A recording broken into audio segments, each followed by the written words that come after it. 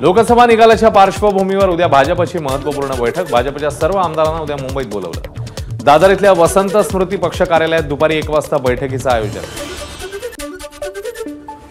म्हाडा मुंबईमध्ये उभारणार 3600 घरं, विविध उत्पन्न गटासाठीची घरं शहरासह उपनगरात असणार। 13 जूनपर्यंत मान्सून महाराष्ट्र व्यापणार, तर पुढील 4 आठवडे राज्यामध्ये मुसळधार पावसाची शक्यता।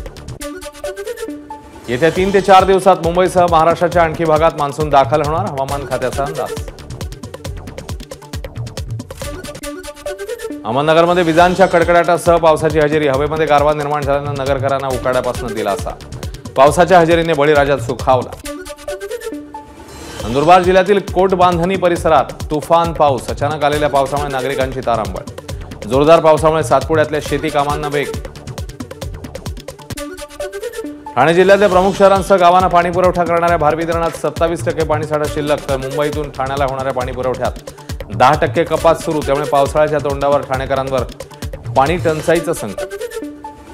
8व्यांदा रेपो रेटमध्ये कोणताही बदल नाही, रेपो रेट 6.5% कायम। आरबीआयचं पतधोरण जाहीर, ईएमआय कमी होण्यास आणखी वेळ लागणार। नीटच्या परीक्षेत गैरव्यवहार झाल्याचं दिसतंय, त्यामुळे परीक्षा रद्द व्हायला हवी, राज्याचे वैद्यकीय शिक्षण मंत्री हसन मुश्रीफ यांचं वक्तव्य। बनावट आधार कार्डद्वारे संसदेत प्रवेशाचा प्रयत्न फसला, सीआयएसएफ कडनं 3घांना अटक। 4 जूनला संसदेत शिरण्याचा प्रयत्न, आज अटक। नव्या संसदेतील लोकसभा सभागृहात 13 डिसेंबरला घुसखोरी करणाऱ्या 6 जणांवर खटला, राज्यपाल व्ही के सक्सेना यांची मंजुरी।